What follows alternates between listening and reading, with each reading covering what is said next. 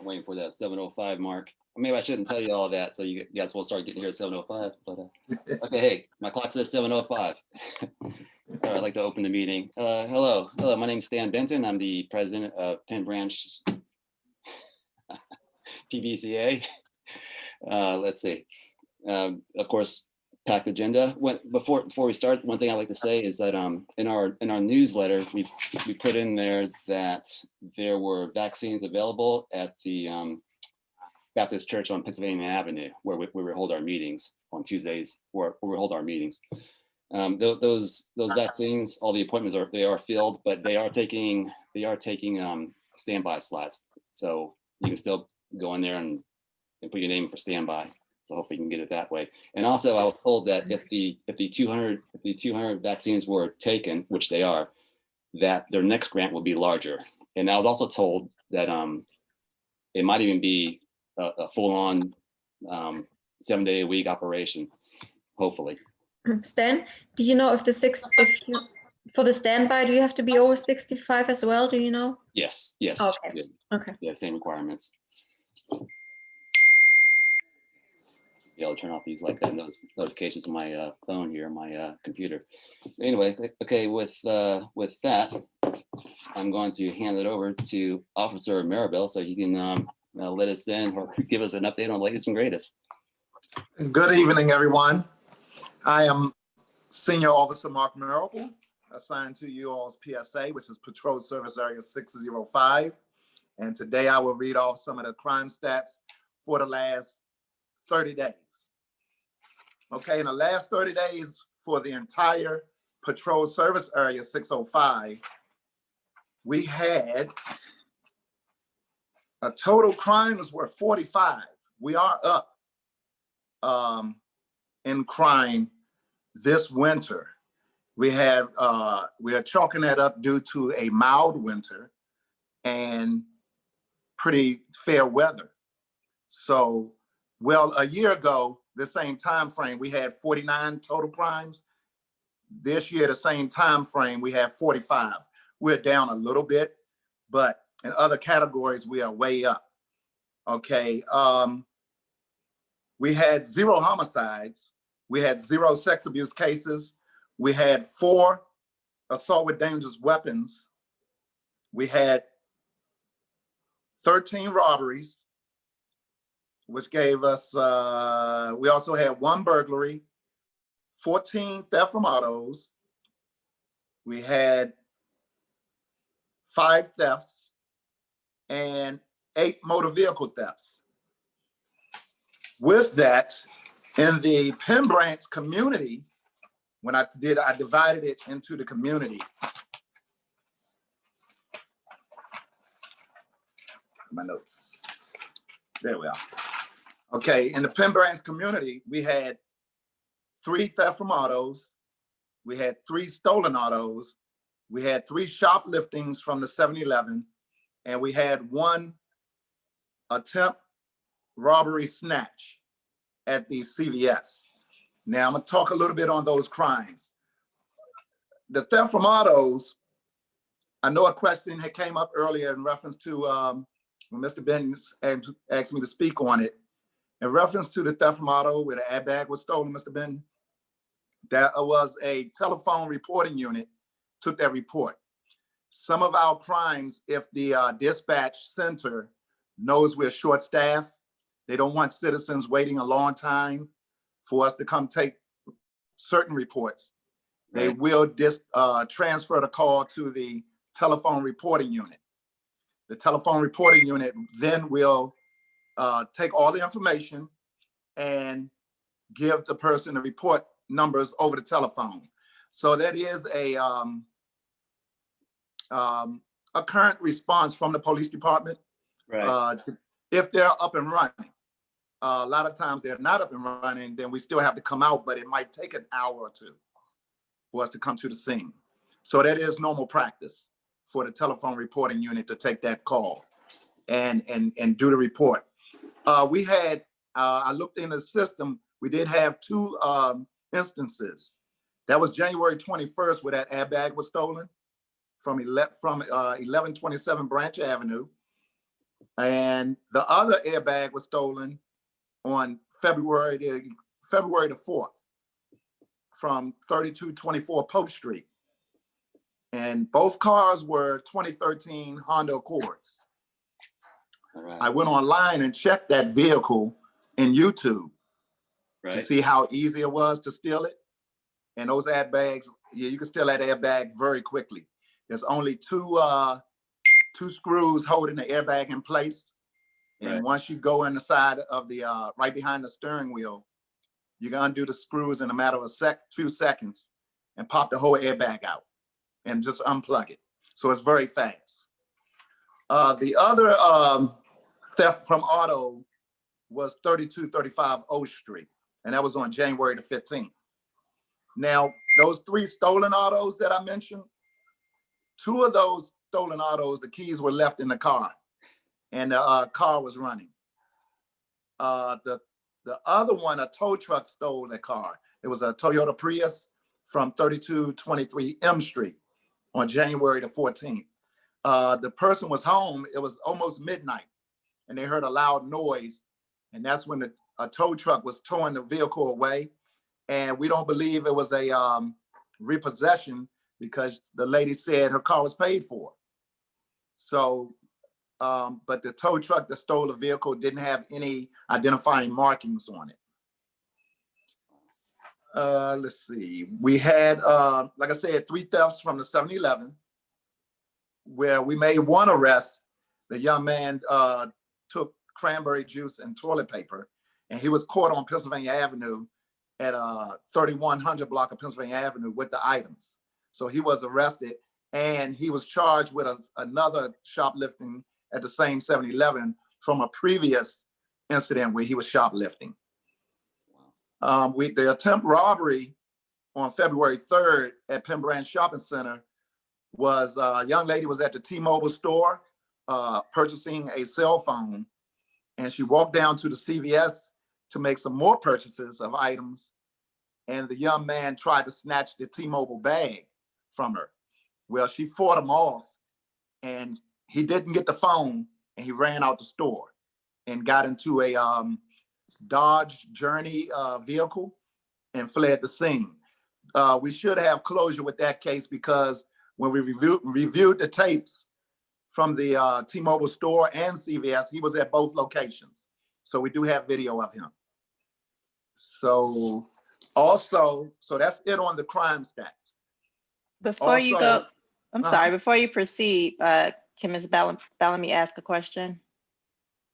I don't have a question. I just have a statement regarding the crime. A neighbor on my block, I live on Nash Street off of Texas, and a neighbor on my block sent me a video from her ring with 4 people walking up the street checking doors. So I wanted to jump on this call to say, please, neighbors, if you are parking on the street, you have guests parking on the street, please make sure that your doors are locked, because they are just simply going, and you could see in the video where they take a quick pause and you could see them kind of, stopping to check the doors. So please, please, please make sure you have your doors locked, and try and keep like nothing in your car either. Right, that's correct. Also, I'm gonna talk some more on crime, but I'm gonna do this last touch on the remains that were found in Fort DuPont Park on February the 4th. The human remains that were found, I called the Violent Crimes Branch, which is our homicide branch of the police department. They said that's an ongoing death investigation, and the remains are at the medical examiner's office for review. So as soon as I can get some more follow-up, I'll follow up with you all probably at the next meeting. If the medical examiner's office probably has to do the dental records check, and I can get more information on who that person was, hopefully, in reference to that. But what it was a gentleman walking his dog in the park, and his dog found the bones. And that's how the remains were discovered at that location. The commander did ask me to tell you all that it's not only the crime of violence that's going on throughout the city. dealing with stolen cars, also dealing with theft from autos, theft from the cars, that people are leaving just too many items visible on the seats.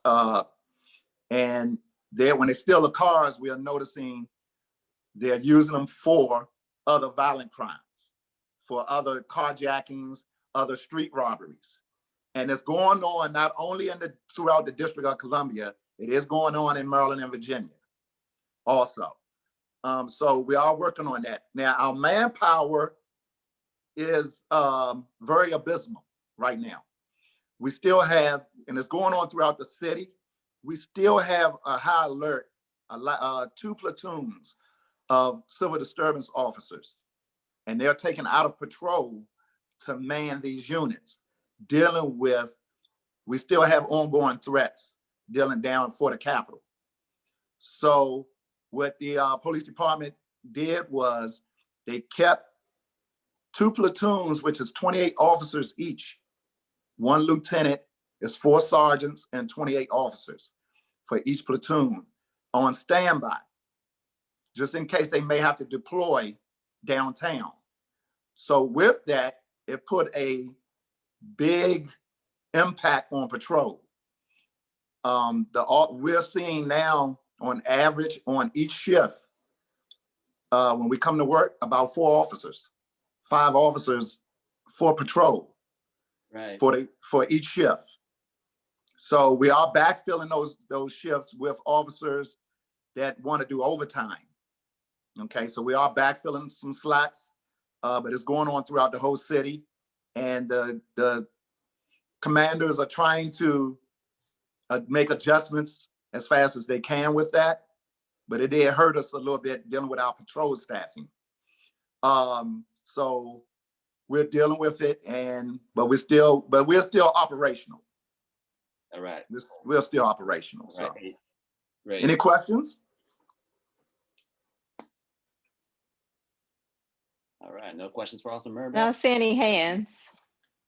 Okay, we're good. Okay. Well, hey, thank you, sir. No problem. No problem. I do have a question. Okay. Miss Evans has her hand up. I'm sorry. Yes. Hi, how are you? I have a question. You mentioned that that human remains were found. I know you may not be able to tell us exactly where, but can you kind of give us a region? Because I do walk through the park or the trails, so I was just curious. No, I don't know where exactly. I know it was on Fort DuPont Drive. Okay. But I'm not sure if it was between Mass Avenue and Pennsylvania Avenue or further up by Ridge Road on that side. I'm not sure the exact location, but it was on Fort DuPont Drive. Okay, and do you know how long ago that was? It was the remains were found on February the 4th, and it was found in the early afternoon. Okay, thanks. The reason I asked is because I do walk through that area, that park, that trail. So I was just trying to get an idea. Okay, thank you. Okay. All right. Hey, thank you, Officer Maribel. Appreciate it. No problem. Okay. Thank you for your time. Yo, thank you. Okay. Sweet. Hey, next up we have Marie Fritz for the minutes, reading of the minutes. Let me try to open another document here. Hey, everybody. So I'm going to try to be quick because I know we have a lot going on tonight. So last month we had Officer Maribel. He said there were 37 crimes in the PSA 605. There are only 3 in Penn Branch, all of which were in the shopping center. Natia Curtis, our parliamentarian, shared new procedures to keep meetings orderly and respectful of time. And most of these are related to managing the meetings over Zoom. Kyle Murphy, our vice president in the Community Association, made a statement regarding the insurrection at the US Capitol, which was endorsed by officers of the Community Association. We had put out a letter. Sam Benton shared the Treasury report. And we had a balance of $2,883.04. We had a very successful last meeting with a panel on health and wellness during COVID with 3 panel participants, Dr. Jalon Burton, Dr. Charles Curtis, and Dr. Lisa Fitzpatrick. Had a lot of questions and a really good dialogue, very helpful.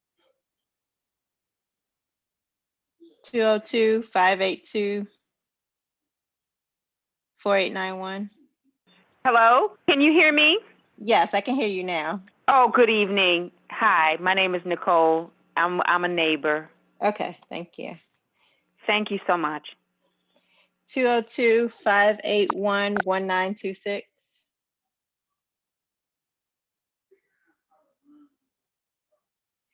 202-581-1926. Do you mind identifying yourself?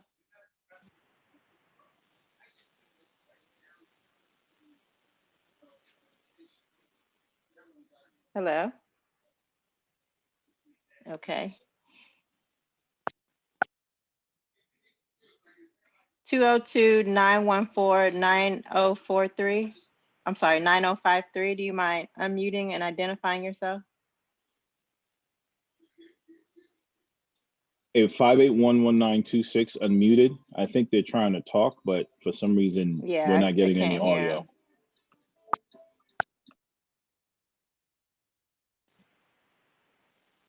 That's okay. I don't want to hold up the meeting further.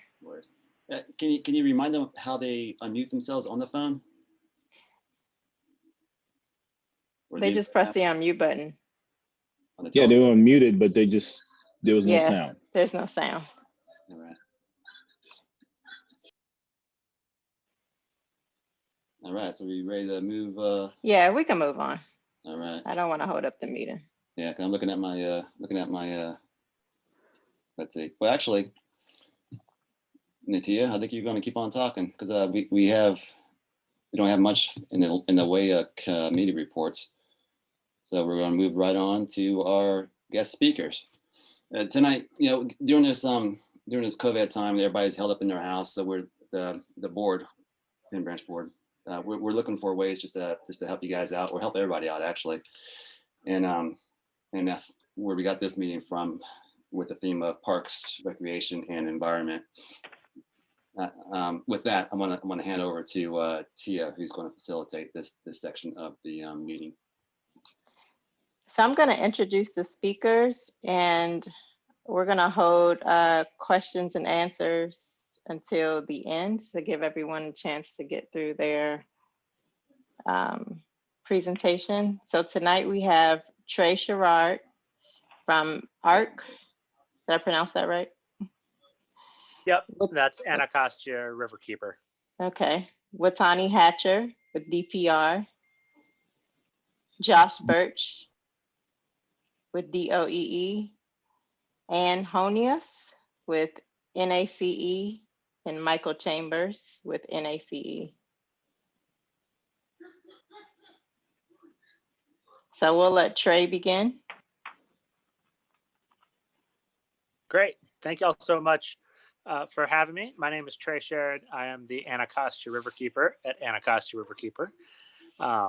The most recent thing we have that ties us directly into y'all's neighborhood is we have joined the Pope Branch Park Restoration Alliance's MLK Day cleanups that were started by Dr. Glover.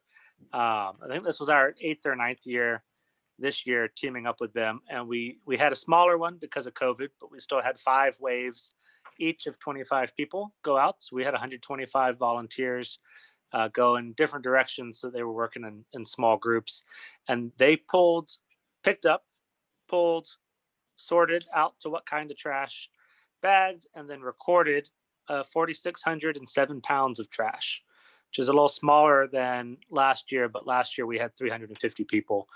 So with about a third of the people, we still got 4,600 pounds of trash this year. That's something that we do with some of the neighbors immediately around the park. Dolly Davis is one of the main organizers with that. And that's one of our best cleanups of the year. We are looking to do more cleanups. So that is one of the things we would love to invite y'all to do if you are comfortable coming out in a small group. We've got a couple coming up around Kingman Island and Marvin Gaye Park in the next couple months, but I'm hoping to schedule quite a few more. One of the grants that's supporting that is actually a District Department of Energy and Environment grant through the Chesapeake Bay Trust called Community Stormwater Solutions. And that grant in particular is targeting stream walks, park visits, and cleanups with students and families. And since we are no longer able to work with classes as a field trip, we are looking to work primarily in neighborhood parks with families and neighbors. It's not an age restricted kind of event. So if you've got a spot that you know has trash on a fairly regular basis, and you have a few neighbors that you think would be up for organizing an event, I've got the funds for my time, for bags, for gloves, other materials like that, and I'd love to come organize something with y'all. So at some point, during the other speakers, I'll put my email into the chat, and then Mary's also got my information and is very welcome to share that out with everyone. But those cleanups are something that we are looking to do this spring. We got a surprise, nice. I was walking outside today in just a t-shirt and was comfortable. So spring is on the way, and we want to be getting people's heads back into what we can be doing outside and getting out of our apartments and houses, because I know I needed it today, for instance. Another thing that we'll be having going on in the spring, this won't start until April, is we'll be doing trainings for water quality monitoring volunteers. And that's something where you can attend a training. The trainings will all be virtual. There'll be a few different dates that we're going to put out in April, a couple weekdays, and then a Saturday probably. Those trainings are a couple hours long, and you will learn what you need to know to take water quality samples. The reason you need to know more than just where to grab the sample and what kind of equipment we're going to give you is because we're actually producing data for the District Department of Energy and Environment. This is through another grant of theirs. The water quality we're monitoring is primarily the bacteria counts in those streams. We've been doing it on the river for a little while now. This is going to be our third year working with volunteers in the district, and we want to get as many people out as often as possible.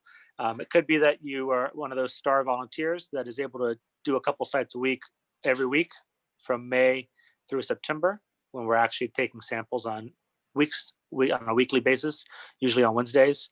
And a lot of people come out for just a couple samples. So it's not an issue of you needing to be available every single week.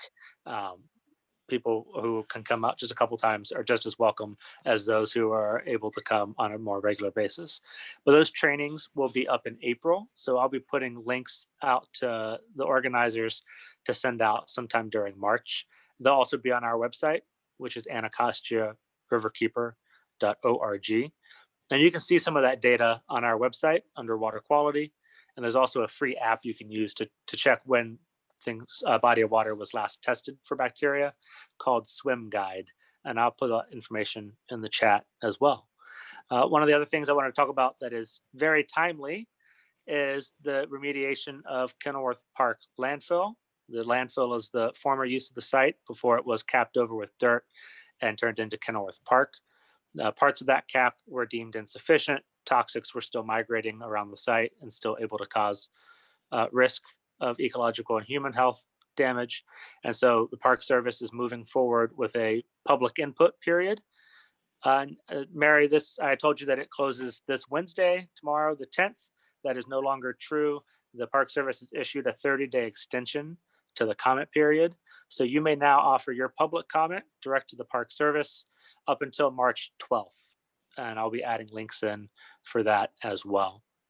The other big piece of our work that spans the whole Anacostia watershed that really touches y'all's neighborhood is that we've been working with neighbors like Dolly and neighbors in adjacent neighborhoods like Grayland over in Fairlawn, and talking to them about their desire to see some kind of hiker biker trail, like a spur trail. At one point it was going to be called the Shepherd Branch Trail, I believe, along the CSX spur that runs just between y'all's neighborhood and the highway. That is still something that Riverkeeper is interested. That's still something that Dolly and Grayland are talking to various agencies about. The Capital Trails Coalition has expressed some interest, and it's not just for the access, although that's a huge benefit. The reason we always have a really productive cleanup at MLK Day, unfortunately, is in due in large part because of that spur. So there are literally tons of illegal dumping going on along that old rail spur all the time, even with cameras, even with the district's Dump Busters program. So that's a site that needs some attention. It needs to be redeveloped, and it seems like a pretty good one for a rails to trail kind of situation. There's some questions about CSX's ownership or lease of the property and how the district can work with that. But if you're interested in that, I would love to talk to you more on that issue as well. And with that, I will wrap up. Thank y'all for having me. Are there any questions, comments?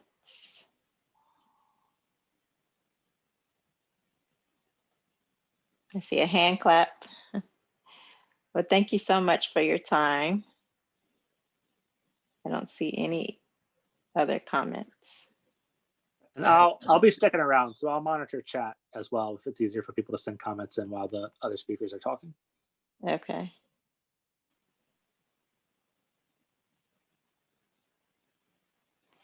So next we have, is it Watani Hatcher? Yes, that is correct. Thank you for pronouncing. Okay, from DC Parks and Rec. Good evening, everyone. Thank you so much for having me. Happy Friday. My name is Watani Hatcher. I am the Interim Parks and Environmental Division Manager for the Department of Parks and Recreation. I am so happy to be here tonight. This is actually an amazing crowd for all of the community meetings that I attend weekly. So thank you for everyone for attending. I'm just happy to talk a little bit about some of the activities that DPR has going on for the community. As you know, our agency is responsible for the recreation of park sites, natural areas, and recreation centers. More directly, my staff is responsible for community gardens, green infrastructure, and outdoor recreation. Two of the places of interest for you guys that's within our inventory is Pope Branch Trail and Pope Branch Park. Pope Branch Trail, as you know, is our very first unpaved trail that offers natural and scenic green spaces for the community. This would not have been possible without the assistance of DDOT, DOEE, and of course, the Student Conservation Association. In 2020, we were anticipating to do some more trail maintenance in the Pope Branch Trail. So unfortunately, CSA did not have the capabilities to do that, but we do have a plan for 2021 to offer and to extend some of that maintenance. One thing that I can celebrate that we did in Pope Branch Trail, we didn't really broadcast it too much, but something that we're going forward with is cultural arts in the park. So last year we launched our PBJs, which is Pope Branch Jams. We had 3 entertainers go down into the park with us, and we kind of did sort of a virtual music festival. It was a hit. Unfortunately, our videographer's computer crashed, so we were unable to offer that to the community, which was very depressing because that was a lot of work. But we do plan to extend that for you and hopefully come up with some sort of offerings. And when we do that, we'll make sure we'll keep you guys posted. Because it was great. But next on the list is Pope Branch Park. So that is a goal of ours to truly enhance that park with some wellness hikes and some other recreational activities. We want to also include outdoor learning. Outdoor learning is a huge buzz going on right now, and we think that Pope Branch Park could be a sort of respite for outdoor learning. So we are working with a few partners to see how we can bring that to the community. And one last thing I want to talk about that we're doing is we have our Ready to Play initiative that is going on. This is our master plan for parks and recreation. Wards 7 Ready to Play is actually tomorrow at 6:30 p.m. So hopefully everyone will have an opportunity to join us because this is a great engagement period to discuss the needs for your community. So it is extremely important that we do hear your concerns. You can obviously share them with me tonight, but tomorrow's going to be very important because we'll be using all of that information to go into the city's master plan for recreation. And in closing, don't forget your heritage trails. I know that sometimes we want to stay in our little silos and stay in our communities, but there are, DC is blessed with having so many outdoor activities for an urban city. So with that, I will conclude there for the time. And if there are any questions, please feel free to ask. See. And I see one hand. Okay, Miss Tiffany Brown. Hi, thank you.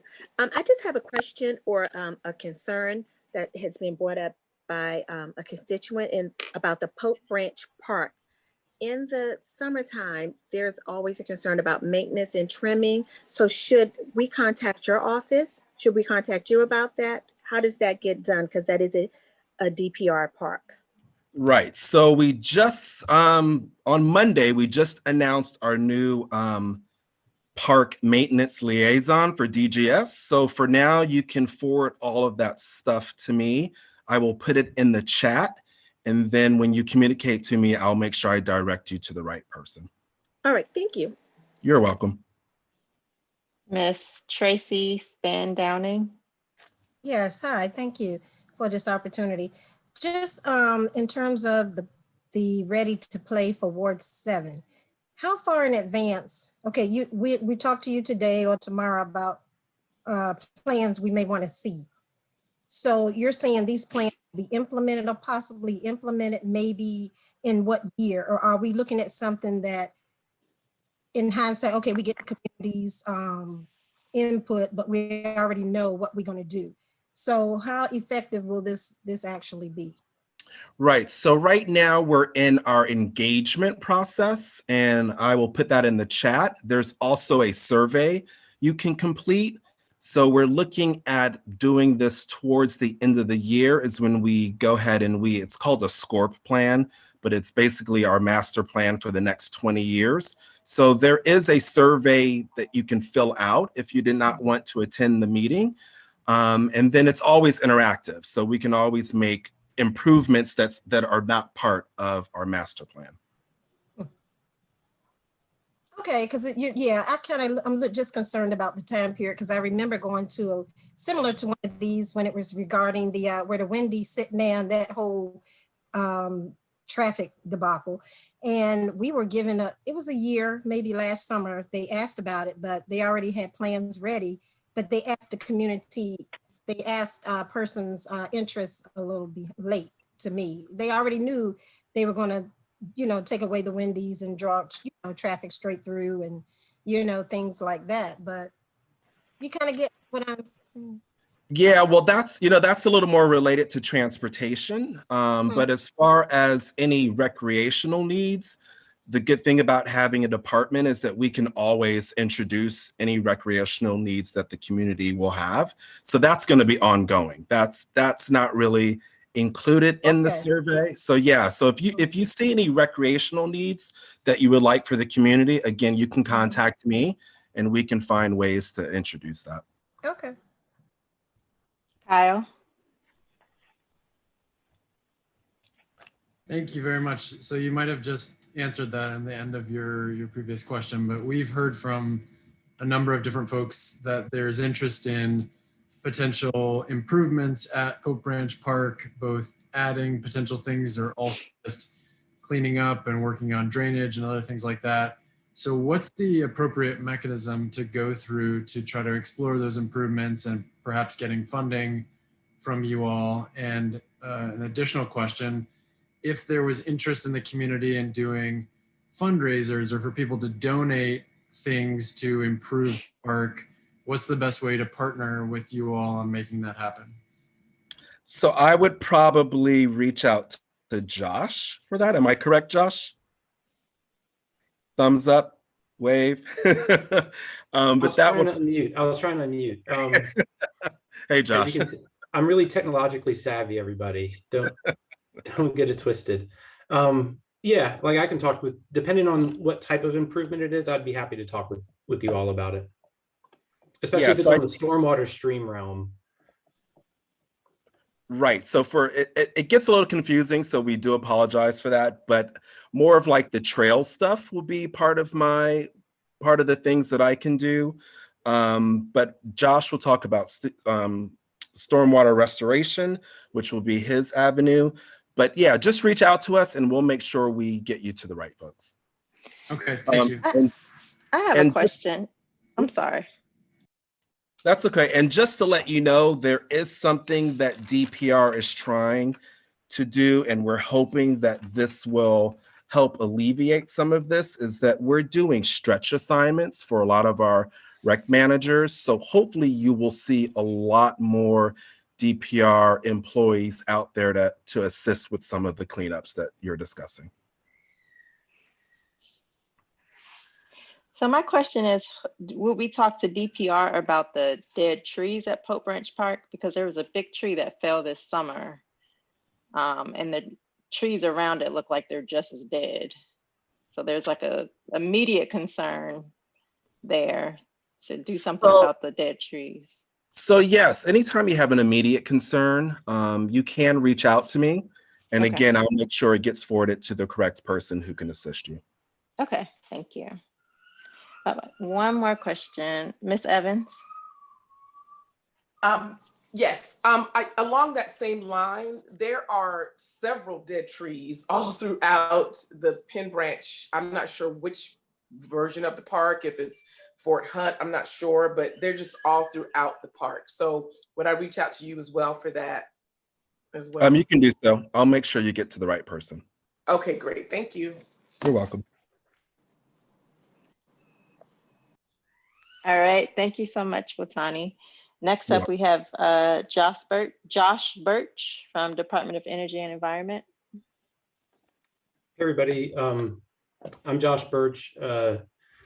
My very vague, boring title is Environmental Protection Specialist at the District Department of Energy and Environment. What I am charged with doing on a day-to-day basis is managing stream restoration projects in Ward 7 and 8.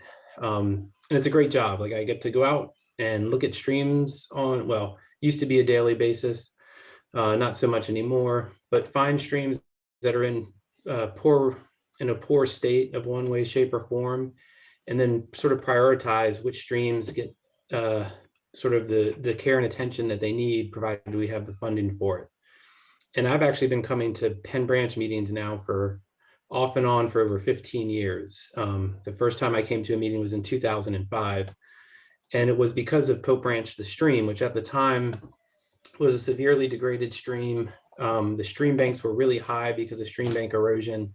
And what had happened was the sanitary sewer line that runs along the bottom of the stream valley became exposed and broke a few times over the years. And so DOEE, DC Water, and DPR partnered to do a major stream restoration project in Pope Branch from Texas Avenue all the way down to Fairlawn Avenue. It was in 3 project areas. The largest project area is what parallels the Penn Branch community from Texas Avenue down to Branch Avenue, which is this lovely photo behind me. Obviously in the springtime when everything's green and beautiful, but it is a good representative photo of what the restoration project did. If you had seen this scene a few years before the stream restoration, you would have actually seen a sanitary sewer line exposed in the stream. And what we did is we ended up burying the sanitary sewer line, put large boulders and cobbles on top of it so we can spread out the flow, reduce the erosive forces, and then also sort of try to reinvigorate the plant community along the stream itself. So that's what we've been doing at Pope Branch, but that project ended in 2016. I'm still probably out there once every 2 months at this point to walk it, to see what's going on, to make sure the stream restoration's holding up. But also we have a contract with the Council of Governments, and they monitor the stream 2 times a year for fish and macroinvertebrates, and to make sure that the restoration project is stable and not in disrepair. So we also have a contract looking at all of our restoration projects around the area. And then some of the upcoming projects that we have are Fort DuPont Park. So a huge stream restoration project that we're partnering with the National Park Service on. It would restore over 13,000 feet of stream in Fort DuPont Park. And for scale, Pope Branch was about 3,400 feet of stream restoration. So Fort DuPont is going to be a major initiative. And right now we're early in the design process, and we're also doing an environmental assessment to make sure the project is going to be sort of a positive thing for the environment, not have any adverse effects. We're also looking at doing some restoration work near the intersection of Branch and Park Drive. It's on National Park Service property. It's a severely eroded gully that needs repair. And so we're working on that right now, trying to get a contract issued for that. And then the other thing that DOE provides is we do subsidize the installation of rain barrels, shade trees, and rain gardens to help capture and filter that stormwater on residential properties before it gets into the stream, so that we slow the flow of water before it gets into the stream valley, which reduces the amount of erosion, but it also reduces pollutants and reduces the water temperature, so which is better for fish and other aquatic habitat in the streams. And then we have a few job training programs as well. If anybody has young people that are looking for either summer jobs based on the environment, DOE has its own Green Zone environmental program, which partners with the Department of Employment Services. So we hire youth every summer to work on green jobs initiatives. And then we also have a job training program called the River Corps that does some of our stream monitoring and some trash cleanups with the Latin American Youth Center for youth 18 to 24 years old. So those are a few of the programs that we have. I'm the stream guy, so if you have questions about the stream, or if at any point in time the neighborhood, the community association wants to do a walk to sort of see the stream, see what the restoration is, we haven't done one of those in a few years, so I'd be happy to do that again at some point. Of course, we'll wear masks and we'll stay away from each other, but I'll talk loud enough so you can hear me. Thanks for having me. Are there any questions for Josh? Stan? Yeah, great. Thank you. Yeah, hey, Josh, I was wondering, how is the Pope Branch Trail doing or Pope Branch Stream doing right now? What condition do you think it is in right now? Is it doing well, or is it? It's doing well for an urban stream. It's really hard because, like, in urban streams, one, we have a ton of stormwater because of all the impervious surface coming into it, but all that stormwater also has all the pollutants on roadways. And so from a in-stream trash perspective, there's not much trash because they're, compared to some other streams, the communities that surround Pope Branch, there's not as much litter as some other streams around the district. So there's not much trash, but it still has the oil and other things that come from cars that are washed into it. Right. The area behind me in the photo, I think 3 years ago now, fish can't get up to this part of the stream from the Anacostia River because there's a gate. The stream is piped underneath Anacostia Park. And so there's a gate that keeps fish from getting up into the stream. But a few years ago, we moved some mosquito fish into this area from another stream, Nash Run, up in further up in the northern part of Ward 7. And those fish are still there. We've been monitoring them. They're small, little tiny fish, and they eat mosquito larvae, which is a good thing, and they're native, and they are living. And so the fact that they still live there and they're very pollution tolerant, so that's a good thing. What we'd like to see over the next few years is their numbers increase. And quite frankly, I think every neighbor would love to see their numbers increase because they're eating mosquito larvae, and that's just a good thing in general. But the stream is doing well for an urban stream, but there's a plateau for urban streams. Like, I go to stream restoration conferences, and there are these people that are doing like stream restoration out in the Rockies, and they're showing like pictures of trout and stuff. And it's like, that ain't us. No, that's not us. No. Cool. And I didn't have a question. I just wanted to say hi, Josh. Alberta Paul. He has been here more than 15 years. He's been here forever. I tried to get him to move into the neighborhood, but he's been an excellent partner for the entire time he's been at DDOE. And I thank you for your service. He actually put a LID at the 34th Street Park also. If LID, Ms. Paul? Yes, just before you get to the bridge in front of the little baby park. I was hoping you could tell us what an LID is. Oh, low impact development garden. Sweet. So it has little trees that are sitting down in a gully, like on both sides of the bridge, and they're growing really nicely. I only had a quick question. Should we have them trim the trees? Which trees? Oh, I mean, that's something that we can talk with urban forestry about, because I think urban forestry is charged with maintenance of trees on DTR lands now. So we could talk with Earl. It's either Samuel Doan or James Biddle.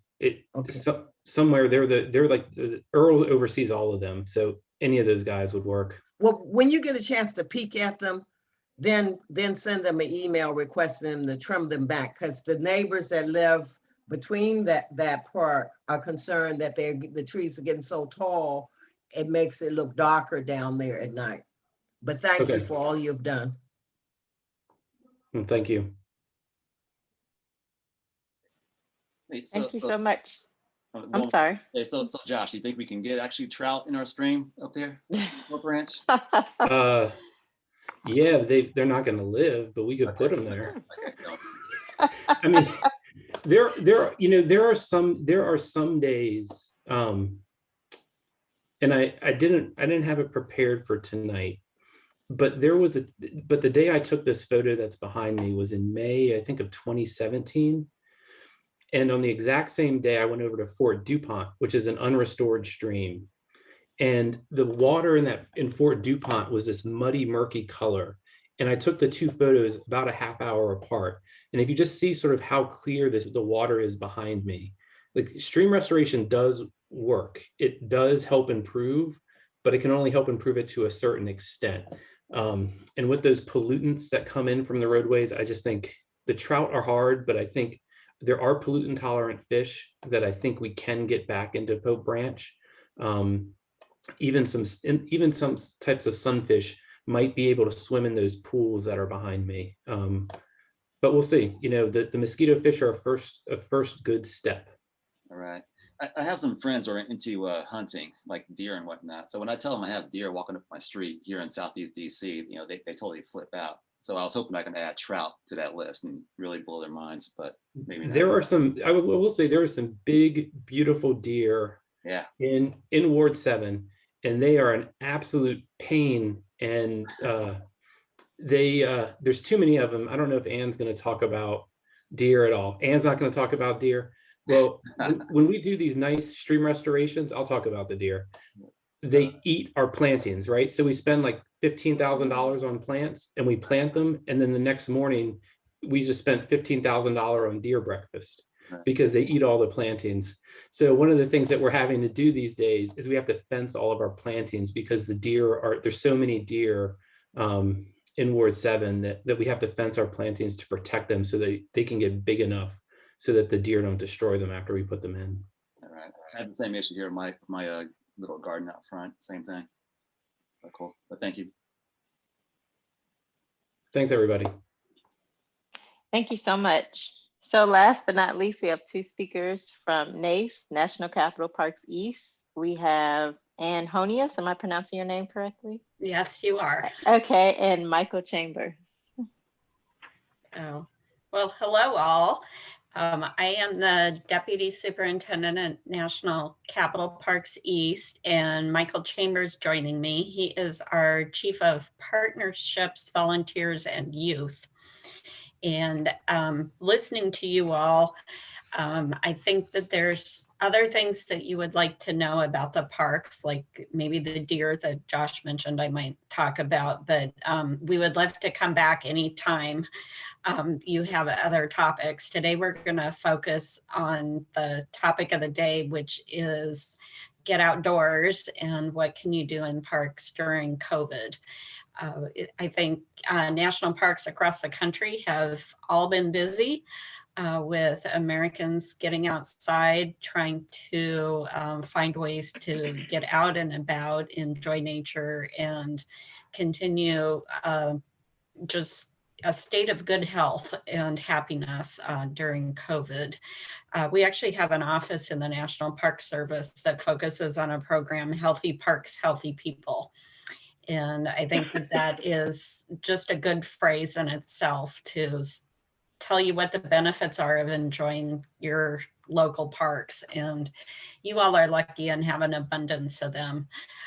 National Capital Parks East is an administrative unit of the National Park Service, and we oversee national park units that are east of the Capitol and then to the north and south in Maryland. So our parks stretch north up to Greenbelt Park, where if you want to get away for a night, I think in the summer it'll be reopening after construction, and it's the only place inside the Beltway where you can go camping. Wow. So that's a good thing if you just want to try experiencing camping or take the kids out or that sort. That's something you can do later this summer. And then our park stretch as far south as Piscataway Park, which is across the Potomac River from Mount Vernon. And one of the reasons it became a national park was to preserve the view that George Washington had from his home.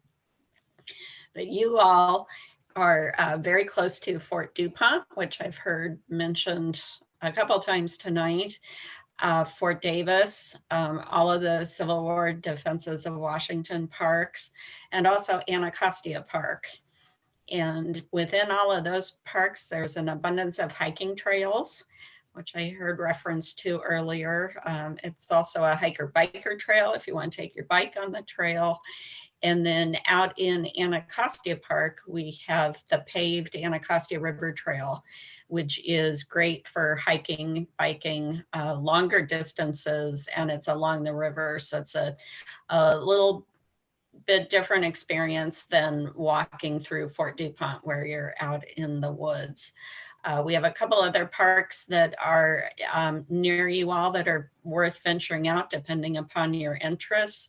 Kennelworth Aquatic Garden is near you. It's right along the east side of the Anacostia River. And if you haven't been there, it's home to water ponds, and we have gorgeous water lilies and lotuses. And if you haven't been out there in July, you are missing one of the spectacular places in the district. And also we have Langston Golf Course. And the other one that I wanted to point out is just the variety of places that you can see on Capitol Hill and historic homes. And but those are not probably as focused on activities right now. We do have a lot of events that occur typically throughout the year. Most of them will be virtual this year. The Anacostia River Festival, I don't know how many of you have been to that, but we've been doing that for 5 years with Bridge Park, and that will be mostly virtual again this year. In July, we do the Lotus and Water Lily Festival at Kennelworth Aquatic Gardens. That will mostly be virtual. And the concert series that is at Fort DuPont Park will also be mostly virtual this year. So a lot of changes in operations, but things that you can do at home or get outside and enjoy the outdoors. And the one thing that I did want to mention is we do have community gardens at Fort DuPont. They are being permitted to existing gardeners through April 1st, and then we'll know if there's any plots available. So you could check with the park if you're interested in that. And I'm going to turn things over to Michael, who will talk in a little more detail. Thanks, Anne. And thank you, Penn Branch and Stan and all the other officers and community members for inviting National Capital Parks East out to engage with Penn Branch. So I just want to talk a little bit very briefly about the Partnerships Volunteer and Youth Programs. It's a new division within National Capital Parks East that, I have the privilege of shaping and shepherding. The mere creation of the division itself is not going to be an overnight panacea, but it does begin our work to broaden and deepen our connection to and engagement with the communities we serve. This serves as an initial investment in NACE being more strategic and intentional about advancing the park's mission by leveraging partnerships. You heard Josh mention the work that they're doing in concert with us in Fort DuPont for stream restoration. So that's an example, right, of how we work with our partners, bolstering volunteerism and ensuring opportunities for youth to explore careers in the cultural and natural resource sector. This division is beginning its work. We are building capacity right now. We have a community volunteer ambassador that will begin this week and is charged with building up and strengthening our volunteer in parks program. And right now, because of COVID, we do have volunteer opportunities, but they're going to be with our partners directly and not initiated by the park. COVID. So, and I can talk a little bit more about that or offer some specifics around that. But a few opportunities that now the one, area, if there are folks who are interested in, so this division, we manage the partners of the park. So Friends of Kennelworth Aquatic Gardens, which I'm sure you all have heard of, 11th Street Bridge Park. There are a number of partners that work with Capital Parks East that fall under, our purview of, really serving as a liaison to those partners. One of the new things that we are working toward is offering site-specific stewardship agreements. So if community members within, not just Penn Branch, but maybe there's some from Penn Branch, some from the Fort DuPont community that want to, kind of bandy a group together to, basically serve as key stewards of a certain area, section of Fort DuPont or Fort Circle. We certainly welcome that and can put some sort of agreement together, as to what the scope would be. So that's one opportunity. And then I think just to kind of forecast out a bit what we're going to be doing, another example of partnering. Student Conservation Association was already mentioned, SCA. We are just pitching to them some work that we're going to be doing in, these extended backyards that you all have through the park. So we're going to be working on the hiking trails, or working with them to enhance the hiking trails that link Forts Mahon, Davis, and DuPont. So that's a project that's coming up possibly in 22. Then also working on weed eating, trimming, and invasives around Fort DuPont and Fort DuPont Community Garden. So those are some things that we have coming up. Obviously, Earth Day is coming up in April as well. I'd be happy to follow back up with Stan to share the various opportunities that will be available through our partners to engage with the public lands on Earth Day, which is coming up in April.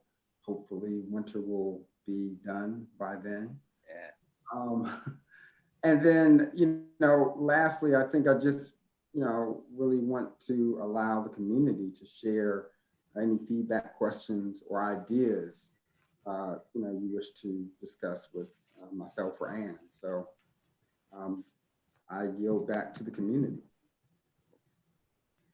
I have a question. It's about the garden. Could you put the link in there who we should contact in order to get space at the Fort DuPont Garden? How about if we send it to Stan? I asked the park ranger who oversees it to get me that, and I didn't get anything from him. So we'd love to get that to you, but I'll do it via Stan if that's okay. That's fine. Thank you. Hi. Miss Vivica Miller. Hi. Good evening, everyone. I have a question about the maintenance of the park area. We have a big problem at the intersection of Pennsylvania Avenue and Minnesota Avenue, the Twining Square Park. That park area, there's been some controversy about the ownership. As far as I know, it's still owned by the National Capital Park East. I understand that there is some communication to transition that park area over to the district government, but I don't think that has happened yet. We have a problem with the cleaning of the litter and debris in that area. The park on both sides of, at the intersection of Pennsylvania and Minnesota's Twining Square, and also the median strips. Understand that National Capital Park East also is responsible for the maintenance of those median strips.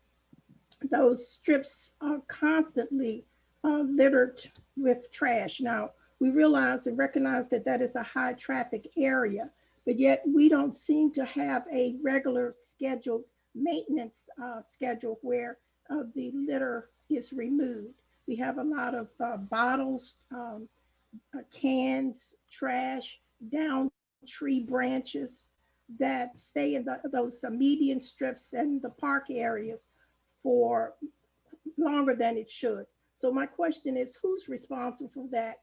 Who can we talk to find out how we can get a regular scheduled maintenance crew out there, and what can be done?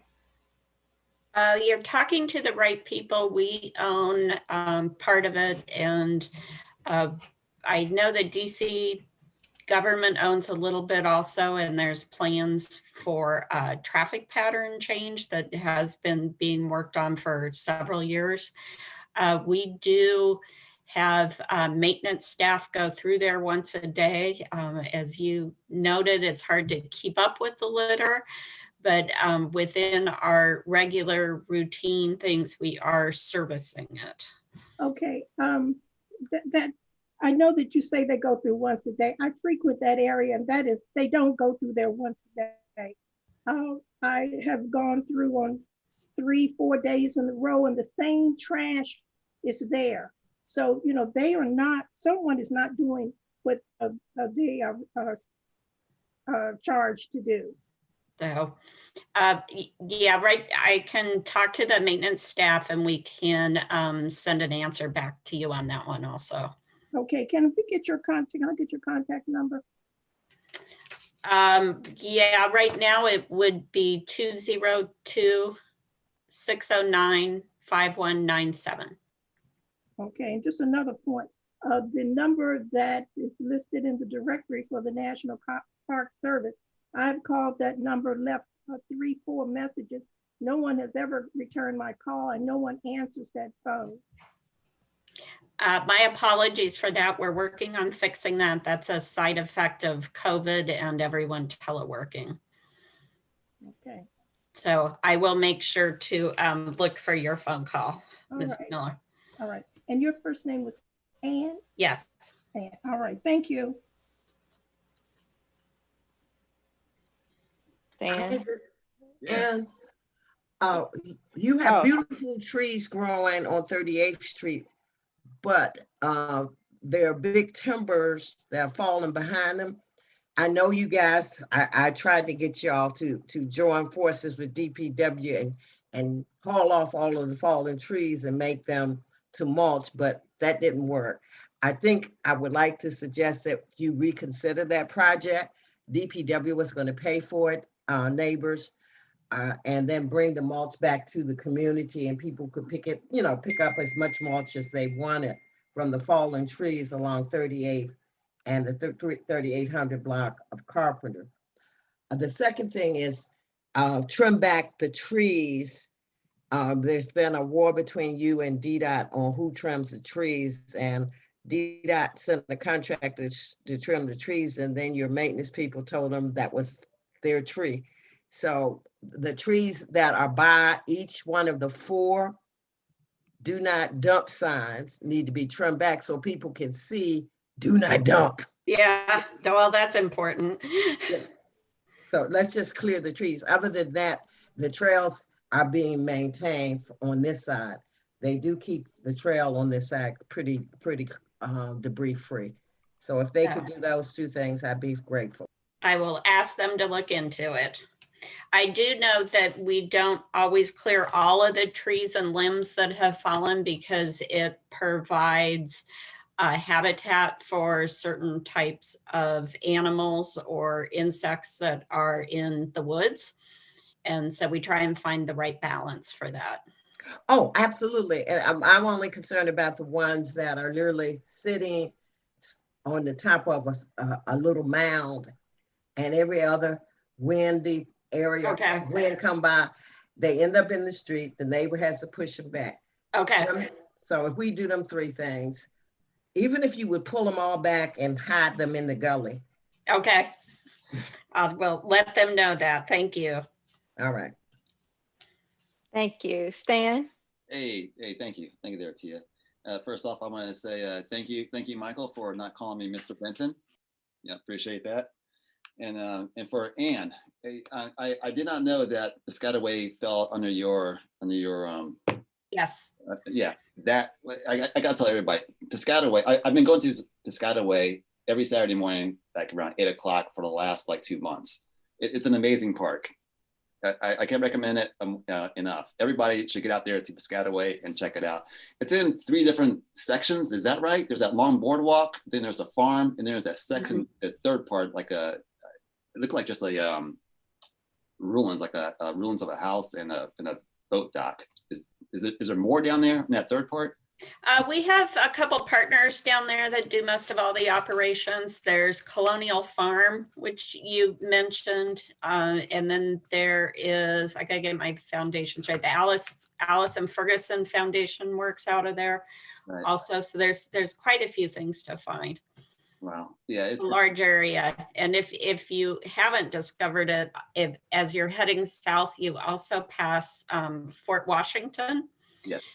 Which is a large, still standing Civil War brick fort that is right on the edge of the Potomac with gorgeous views. Yes, it's amazing. And I was doing Fort Washington maybe about 3 or 4 months ago. Yeah. Weekly, every week. And then I found Piscataway, and yeah, it's amazing for people who have kids like Terrence. I see you over there with your daughter. Yeah, she will love Piscataway. They even have a almost like, I wouldn't say petting zoo, but there are animals there for her to see and whatnot and get close up to. It's a really cool park. You can even have a little like picnic out there. They have picnic tables. Mm-hmm. Yeah, it's amazing. I can't recommend it enough. Okay, well, thank you very much. You're welcome. And for back to Michael. Hey, how are there any updates on the bridge, the 11th Street bridge, forgot what you call it, not the 11th Street Bridge Park, the park bridge. What am I trying to say? Bridge Park, you had it. Yes. We just met with them last week, I believe, right, Ann?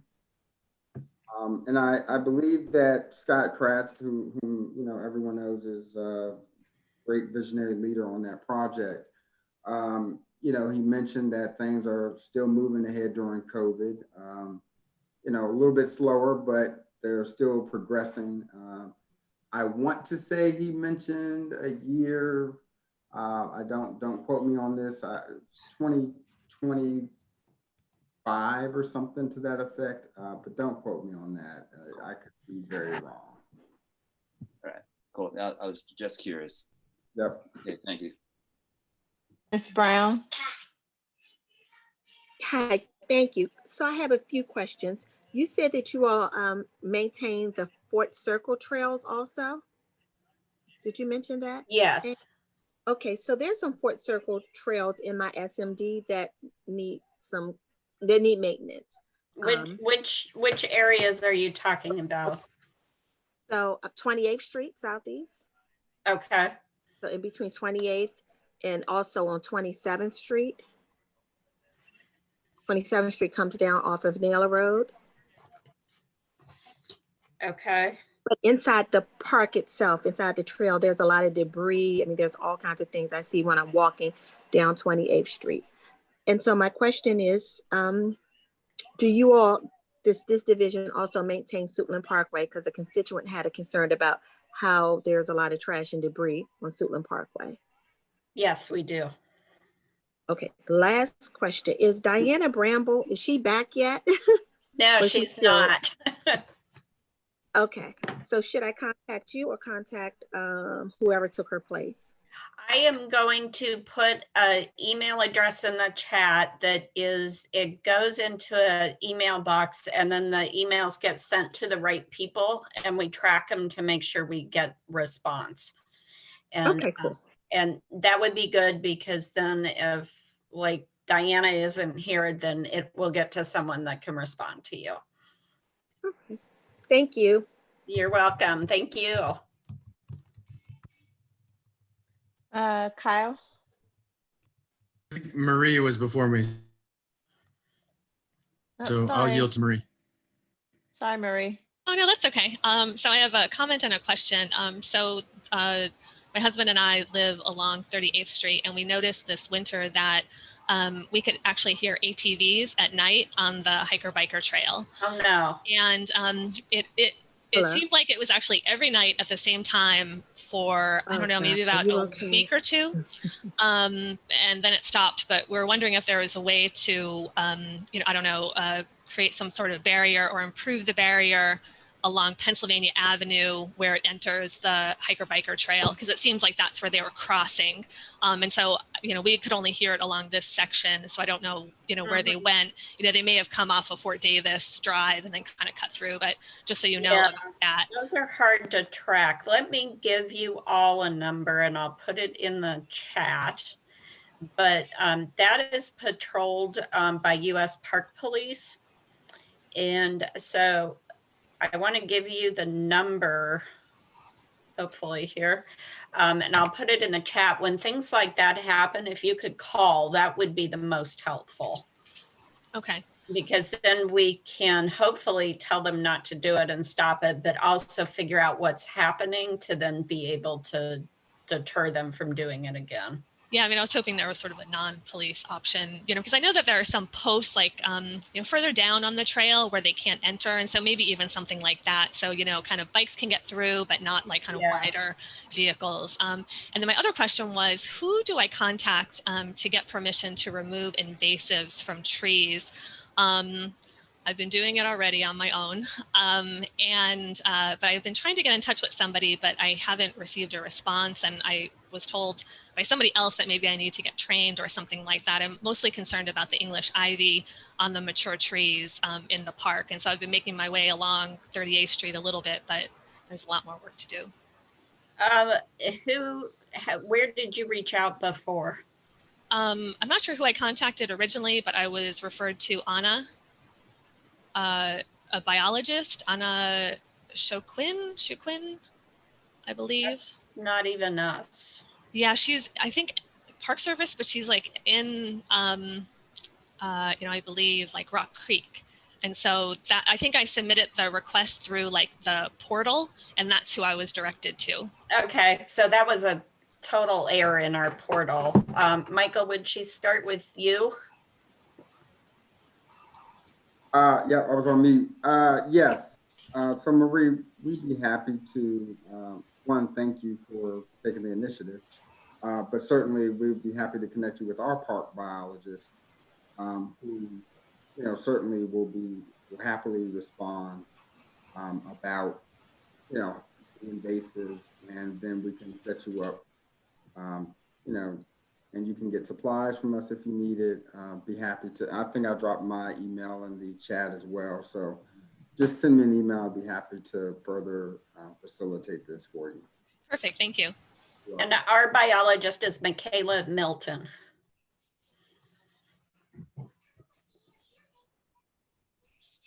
All right, Kyle. Yeah, thanks, Satya. And this is really more just quick comment than question at this stage. I think that I would want to extend thanks to all of the presenters so far. This has been hugely helpful. And I think for at least the last few years that I've been involved with the community, there's been a group of neighbors who have really been eager to find the right counterparts within the city and the National Park Service so that we could find ways to legally and helpfully take some ownership over all the great resources that we have around us. And I feel like you all have given us some good tools to do that. And I appreciate you sharing contact information, and just expect that we will be following up with you and really wanting to push to figure out how we can work with Michael, especially on exactly the sorts of things you described, where we can find some ways to come to agreements on how we can help you and how we can make sure that we take advantage of these resources and make sure that young people in our community are able to really take advantage of them and get invested in them. So thank you all so much. Well, and thank you. We appreciate your interest and having you as part of our park community. Agreed. Thank you as well. And I would be remiss and not to, certainly create more work for myself, but I'd be remiss if I didn't mention, obviously we've talked a little bit about friends groups. There is a possibility that, there could be one formed for an area if there's enough interest and organization to, facilitate that happening. That's not something that, is a small undertaking though. So, I do want to caution that, but if there are, if the interest is deep and there's a level of commitment that, can be expressed, I think that's the key, and making sure that there's just an alignment of priorities that the park has along with what the community desires. So just throwing that out there, that's something that can be worked on over time. It's a process, but I do want to just put that out there. So I just want to add a little to what Michael said.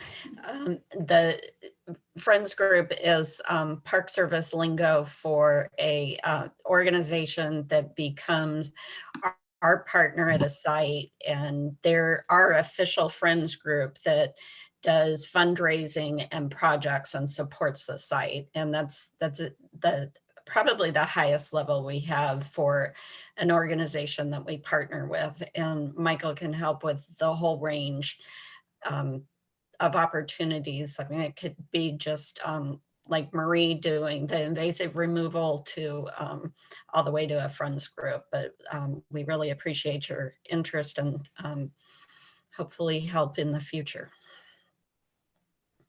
And get outdoors and enjoy the parks.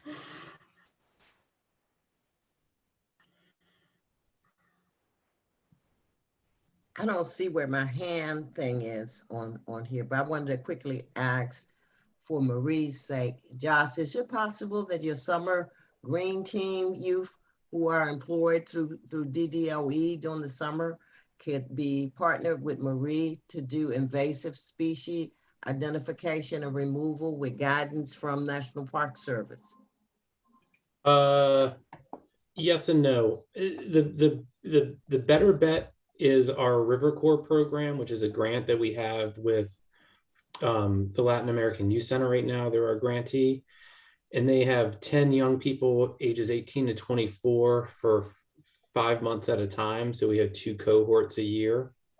And those young people have been doing invasive removal at Penn Branch Park. They haven't done any at Fort DuPont, but what they have been doing is some stream restoration monitoring and trash cleanup at Fort DuPont Park already. So we already have that going. And that's a more reliable workforce, because like invasives, the lingo is it's a war, not a battle. Like invasives, you just have to go at constantly. And so having a cohort like our River Corps program, which is a little bit longer in time, they would probably be a better bet and more long-term effective if they're working on something like that. So that's definitely a possibility.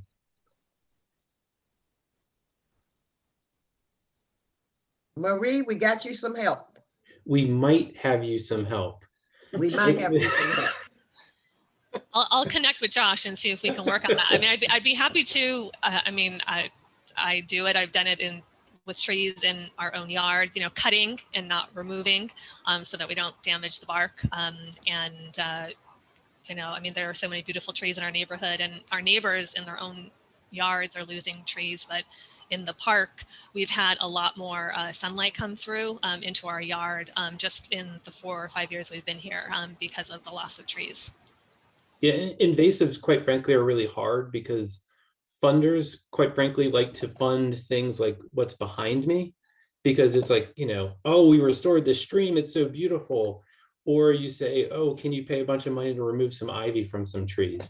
Like, honestly, like that's the world we live in. And it is really hard to get funding and to commit resources to invasive control, but it's absolutely necessary if we want to preserve and protect the forests that we have. So yeah, it's difficult, but we might be able to help. I used to manage the River Corps grant until about 2 months ago, and now another colleague of mine manages it, but I can put you in touch with her. Well, okay, all. It's 8:30. It's about time to shut this puppy down. This meeting, have this meeting come to a close. But first, yeah, I just want to say, everybody kept saying like, you know, things stand for like bringing this meeting together. But it's not just me. I want to make that clear. We got the whole board. This is the Penn Branch board that made this meeting actually happen. And I just want to introduce everybody. Kyle, go ahead. You know, just want to have Kyle, our first vice president, just say hello, if you don't mind. Hey, everybody. Just so everybody knows who you are. And you got Cicely, our second vice president. Hey, everyone.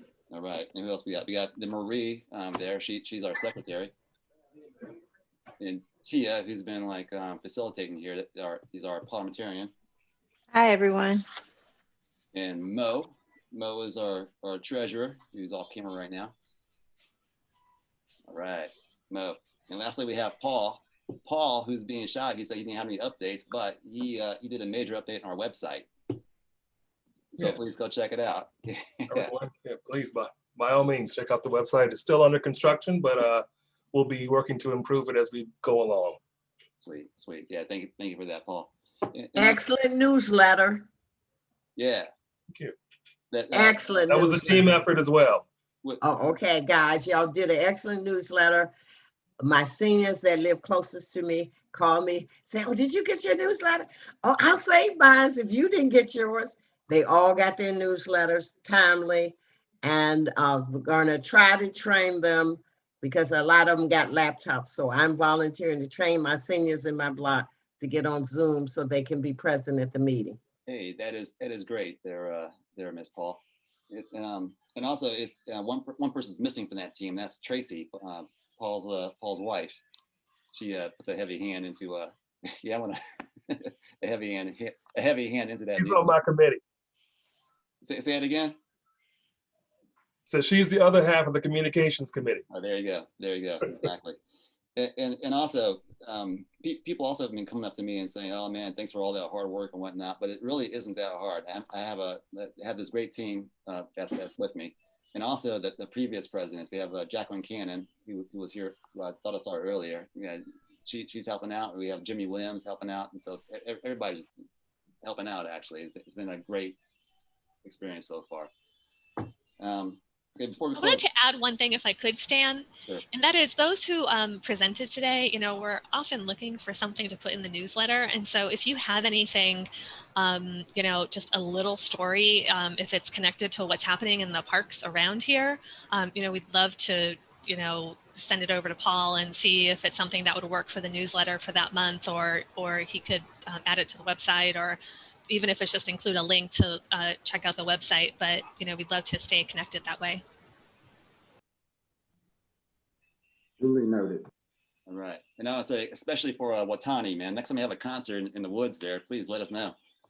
I will definitely make sure that you guys are well aware of the concert. Yeah. We actually are looking forward to doing a few things in Pope Branch, just trying to confirm some contracts. So I will definitely make sure you guys are aware.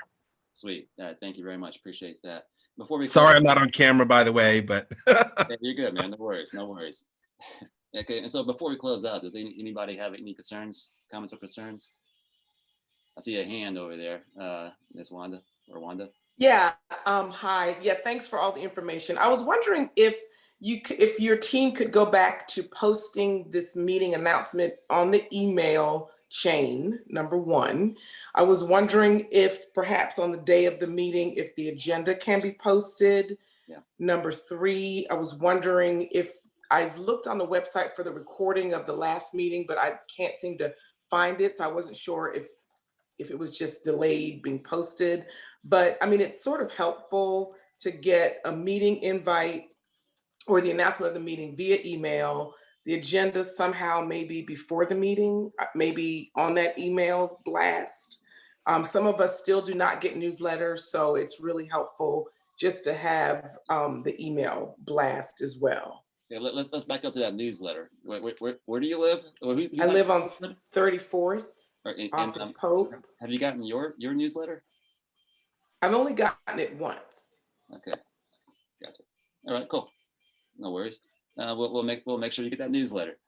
And also, yeah, I'll definitely make sure that agenda gets posted because putting that agenda together is it's a little bit of work, and I would like the people to see my work or see our work. Excuse me. So, and then I guess the recording also for the meeting that we just had. I don't know where that link is posted. Like the meeting from today, the meeting from last month. I didn't see it on the website. Yeah, we're new. We'll get into the groove. We'll get it back going. We'll get it going soon. Oh, okay. It'll be posted. It's just not there. Okay. It is not there, but it will. Ms. Evans, that's actually my fault because I have it on my computer, the video from last month, and I'm currently trying to figure out how to get it to Stan and Paul. Gotcha. No worries, Bree. No worries. Oh yeah, no worries. I was just trying to catch up. That's all. Yeah, cool. Thank you. Any more comments or concerns before we close out? Okay, and with that, I can't remember the official language to close this thing out, but so can we just thank our speakers one last time? Thank you for all the information and for giving us your contact information. You did a wonderful job. We look forward to working with you in the future when we can all get out and clean up the parks together again. We look forward to the partnership as we make Penn Branch as beautiful and as tree-filled as it can be. And maybe one day we'll get to the point where we have fish for Stan. So thank you again. just for bragging rights. Yeah, thank you, Sissy, for mentioning that. All right, cool. Okay, now with that, move that the meeting be adjourned. Second. That the meeting be adjourned. Is there a second? I thought I heard one. I second. Yeah, okay. All right, ladies and gentlemen, thank you. Thank you for all your time for being with us tonight. Appreciate it. Oh, Stan, Thank can I just say February is Heart Month, and I might have missed it. Somebody might have said it. February is Heart Month, and take care of yourself. Yes, and don't forget Valentine's.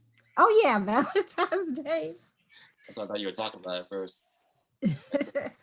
Yeah, thank you for that. Appreciate it. And that's Black History Month too. And Black History Month, yes. Come on, Cara, gotta go get Sissy. Shortest month of the year. All right, bye, y'all. Thank you. Bye-bye. Bye-bye.